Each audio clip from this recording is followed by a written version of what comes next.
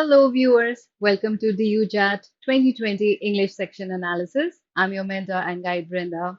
And today we'll do a detailed analysis of this section of the test. So let's get started.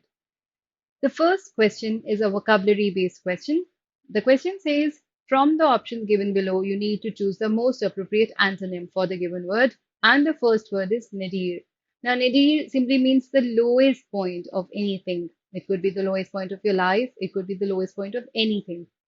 Clone is an organism or a group of organism or cells produced asexually from a common ancestor. Peak is the highest point of something, anything. Reject, not accepting someone. Timely is something that's done just on time. So the most appropriate antonym for the given word is peak. Let's look at the next word. Pandemonium. Now, pandemonium is an uproar. It's chaos. Now, let's look at the options. Funny, something that makes you laugh, something that's hilarious. Immediate, happening, something that happens instantly. Peace is quiet, calm, serene, phonetic, relating to sound. So, the most appropriate antonym for pandemonium, which means uproar, is peace. The next question, again based on antonym, the word here is acrimonious. Now, acrimonious is bitter. Now, if acrimonious is bitter, the options are courtesy, which means being respectful, latter, later, agrarian, relating to agriculture, economy, wealth. So, the most appropriate antonym for acrimonious here would be courtesy. Moving on to the next question. This says, read the statement and answer the question that follows. A conservation group in the US is trying to change the long standing image of bats as frightening creatures. The group contends that bats are feared and persecuted solely because they are shy animals that are only active at night. Which of the following, if true, would cast the most serious doubt on the accuracy of the group's contention?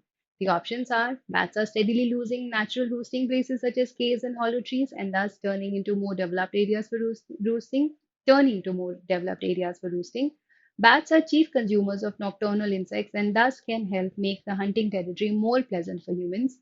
Bats are regarded as frightening creatures not only in the US but also in Europe, Africa, and South America.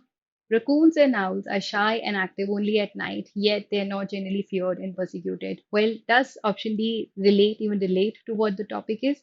That is the right answer choice because this is the only one that would cast a serious doubt on the accuracy of the group's contention, which means that the bats are only feared as they are seen as frightening creatures, whereas they're just shy animals. The other three options are only supporting the fact.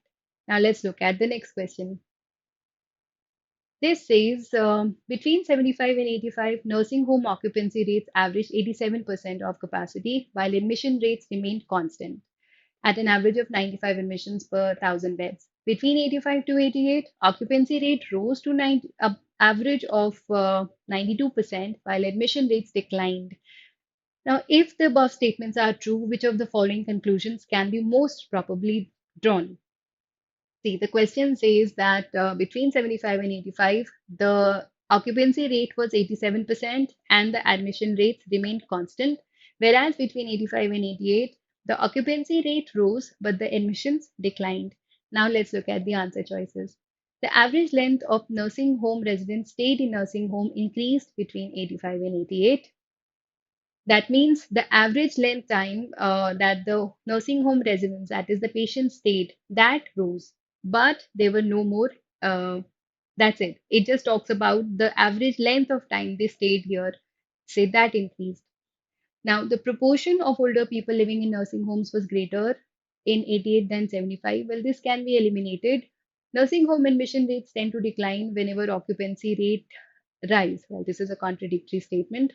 The more beds a nursing home has, the higher its occupancy rate is likely to be. Again, this one can be eliminated. The right answer choice here would be the average length of nursing home residents stayed in the nursing home increased. So this duration increased and there were no more admissions. So this increased and this declined. So that makes option A the most appropriate answer choice for this particular question. Now we come to the reading comprehension passage based questions. Let's just understand the gist of the passage before we look at the questions. So the passage talks about a new school of political history that emerged in 60s and 70s, but this did not include women in the political activity. Now, a historian, Paula Baker, redefined the political activity and developed a political history that included women. Now, she contended that the women activists were more interested in enlisting lawmakers regardless of their party affiliation, and they just ensured that one party or the other won the election. In the 20th century, men also grew closer to women's idea about politics and took up modes of issue oriented politics that Baker sees women as having pioneered. Now, let's look at the first question. The question says the primary purpose of the passage is to enumerate reason why both traditional scholarly methods and newer scholarly methods have limitations. Well, it doesn't do that, does it? Identify a shortcoming in scholarly approach and describe an alternative approach. Well, it did that. The first scholarly approach had a shortcoming. It did not include women, and it described an alternative approach. Provide empirical data to support a long held scholarly assumption. Well, that's still something that it doesn't do. Compare two scholarly publications on behalf of the author's backgrounds. Well, this is out of context completely. So that makes option B the most appropriate answer choice for this question. Let's look at the next question. The passage suggests which of the following concerning the techniques used by new political historians described in the first paragraph of the passage. Now, we are talking about the techniques used by the new political historians. They involved the extensive use of biographies of political leaders and their political theoretic seasons. Well, this is something that they did not do. They were conceived by political historians who were reacting against the political climate in the 1960s and 70s. Well, this is out of context. They were they were of more use in analyzing the positions of United States political parties in the 19th century than in analyzing the position of those in the 20th century. They were of more use in analyzing the political power of the 19th century voters than in analyzing the political activities of those who could not vote during that period. Well, option D appears to be a better answer choice. Let's go back to the passage and see. So, we are talking about the techniques used by these historians to uncover the mass political behavior. And let's see. So, they were useless in analyzing the political activities of women who were denied the vote until 1920. So, this makes option D the most appropriate answer choice for this particular question.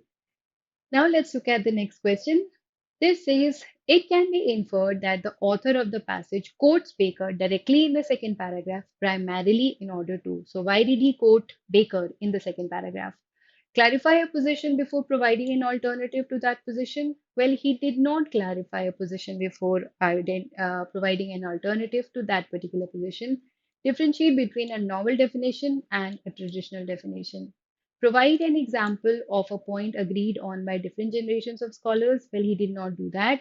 Provide an example of prose style of an important historian. Well, we are not talking about any prose style of an important historian, so this one can be very safely eliminated.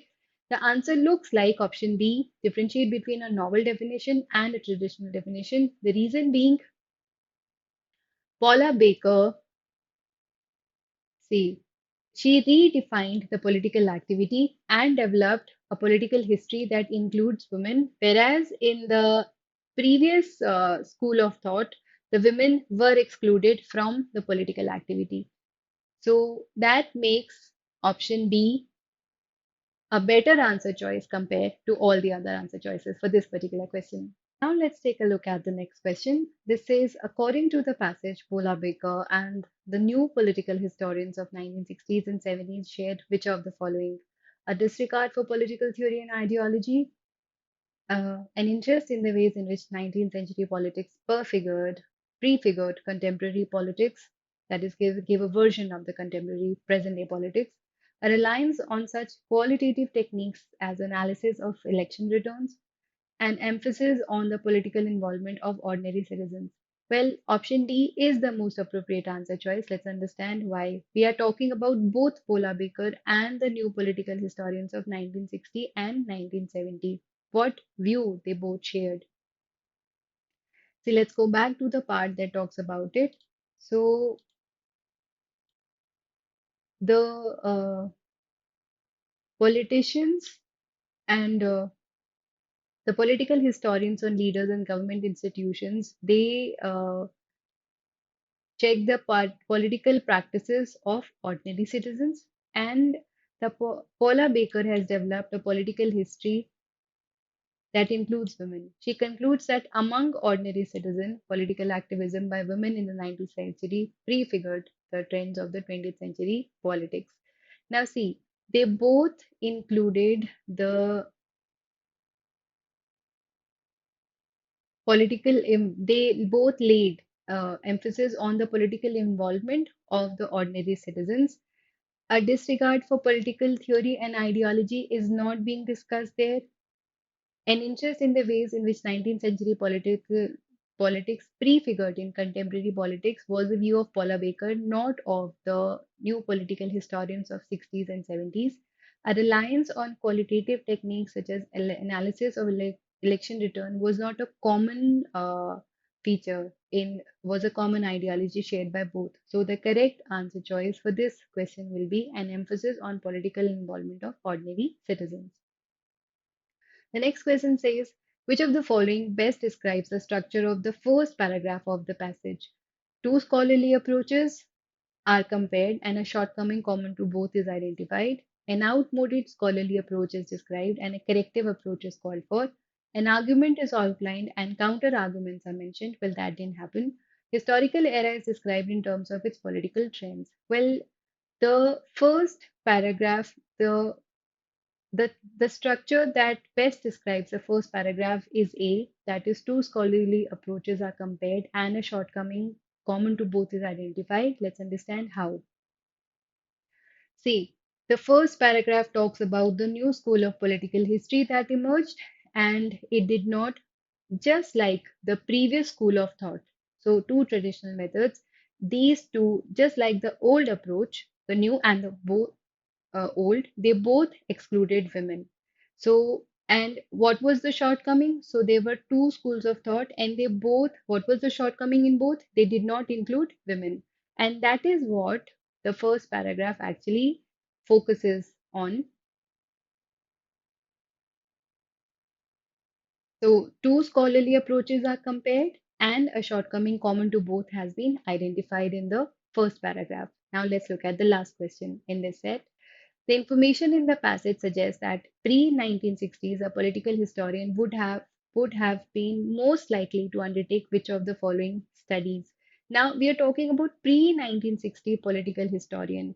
So back then, women were excluded from all the major political activities. So an analysis of voting trend among women, well, that he wouldn't have done that back then. A study of male voters' gradual ideological shift from party politics to issue oriented politics. Well, back then, this kind of ideological shift would not have been, say, undertaken. A biography of an influential 19th century minister of foreign affairs, that's more likely. An analysis of narratives written by previously unrecognized women activists, where they would have included or would have recognized the women activists. So the most appropriate answer choice here would be that a pre 1960 political historian would have undertaken the study of a biography of an influential 19th century minister of foreign affairs. Now let's look at the next question. This says fill in the blanks with the most appropriate pair from among the four choices given. The railway track ran dash the road and dash a car or two. I could not see any traffic when I traveled that way last summer. And the options are on besides, by apart, beside besides, over beside.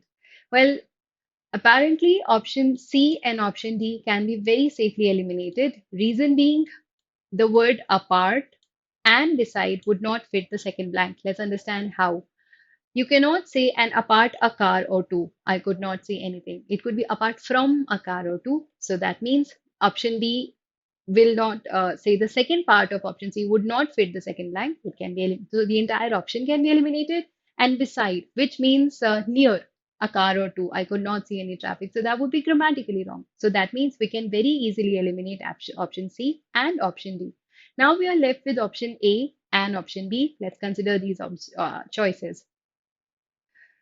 So besides a car or two, that is apart from a car or two, I could not see any traffic. So besides fits best in the second blank. Now we just have to decide whether on or beside will fit the first blank. The railway track can run on the road or beside a road, that is near a road. Well, option B is a better answer choice. Now let's look at the next question. This says fill in the blank with the most appropriate pair from among the four choices given. Even in the Dash Nordic countries, household chores are still not evenly distributed, but at least the language is changing. When a reporter asked a young Swedish father whether he helped with the childcare, she was Dash for asking the wrong question. He did not help, he did his share. Now, the key here lies in the word evenly distributed, but first let's look at the answer choices. Elitist, reprimanded; egalitarian, rebuked; prejudiced, admonished; non-partisan, condemned. Now it looks as if the second option in all the four choices will fit perfectly in the second blank. Now let's see which one will fit best in the first blank out of the four choices that are given. But first, let's understand the meaning. Well, reprimanded, rebuke, admonish, condemn, they all are very negative words which mean somebody is castigated or criticized for saying whatever they were saying. Now, elitist is somebody who believes that the society or the system should be run only by an elite. Non-partisan is somebody who's not a supporter of any side. Egalitarian, on the other hand, is somebody who believes on the principle that all the people are equal and they should be treated equally.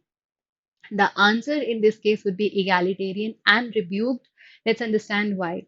Even in the egalitarian Nordic societies, household chores are still not evenly distributed. See, the still not evenly distributed tells us that the first half of the sentence contradicts this part.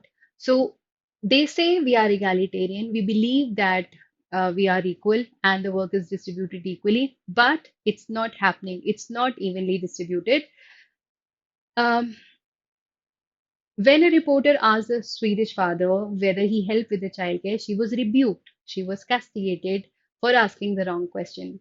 Now, the other three answer choices would not fit the way this one did in the first blank. That is the reason why option B is the most appropriate answer choice for this particular one. Now, let's look at the next question. This one says, a sentence has been given in active or passive voice. Change the voice by choosing the best option from the four choices given. The sentence is, you must investigate the matter thoroughly and submit a report. Now let's see. Whenever we convert a sentence from active to passive, we generally follow 3 to 4 rules. So the object becomes the subject and the subject becomes the object of the sentence. We introduce by, we use the third form of the verb, and we do not change the tense of the sentence. Now let's see if we can follow the rules here. So this says, the first option says the matter should be investigated. Well, we cannot change the tense of the sentence, so must investigated cannot be changed to should be investigated. It's a good enough reason for you to eliminate this answer choice. The matter may be investigated. Again, we cannot change the modal auxiliary here. This option can also be eliminated. Please submit a report after investigating the matter is not even the right conversion, so we can eliminate this answer choice. Now let's see. The matter has to be investigated. So has to be shows the compulsion, just like must be say investigated thoroughly by you and a report submitted. Again, the third form of the verb. So this is the most appropriate answer choice for this question. Let's look at the next one now. Again, this says the sentence is given in active or passive voice, and we need to choose the most appropriate option. Do you imitate passion of others? Now, this question is in simple present form and it's an interrogative sentence. So, Is the fashion of others imitated by you? See, the rule says that we cannot change the tense of the sentence, and this one, is the fashion of others imitated by you, is still in the present form. So it looks like a very good answer choice, but let's look at the others. Do others imitate your fashion? Well, this is not a conversion. We have changed the sentence here. So this sentence can be eliminated. Were you imitating? Well, this is continuous form, not the right way to convert a sentence from active to passive, can be eliminated. Others are imitated by you. Well, we are talking about the fashion and not others. So the only right answer choice here, where the subject has become the the object has become the subject, and the tense doesn't change, and we've used the third form of the verb, is option 1. Another sentence for active to passive conversion, let's look at this. That man who's walking in front of us is known to me. Well, this one is a past sentence in its passive form, and we need to convert this to its active voice. Let's see. That man who is walking in front of me has been known, cannot be done. We are changing the tense. That the base sentence is a different tense, and this one is in its perfect form, so will be eliminated. Known to me is the man, wrong answer choice. Known by me is the man. Well, this is grammatically. Both B and C are grammatically incorrect, so they will be eliminated. I know the man who is walking in front of me. See, um, is known to me, simple present form. I know that man, again, simple present form. So me becomes I, that man becomes the subject object of the sentence, and know is the tense is in the present form. So option D is the right answer choice for this question. Now, the given pair of words has a specific relationship. Choose from the given options the pair with a similar relationship. So, question based on analogy. Let's understand the analogy or the relationship in the base pair before we finalize the answer. Ocean, whale. Well, a whale lives in the ocean. Mountain, waterfall. Well, a waterfall doesn't live on a mountain. River, boat. Well, that's not exactly the same relationship. Jungle, elephant. Well, an elephant lives in a jungle, so looks like a good answer choice. Desert, oasis. Well, oasis is a part of a desert where you expect to find water and trees. Now, considering the base relationship where a whale lives inside the ocean and an elephant lives in the jungle, the most appropriate answer choice should be option C. Now we come to the last question in the set. Again, a question based on analogy. Amiable, truculent, and the options are kindred, unrelated, cold, freezing, weather, climate, trees, monkey. Now see, amiable means somebody who's friendly. Truculent is somebody who's aggressive. So the base relationship is based on antonym. Now the options are kindred, unrelated. Now, kindred is, say, family, friends, related people, and unrelated, somebody who's not related to you. So, it's a very good pair that shows a relationship based on opposite.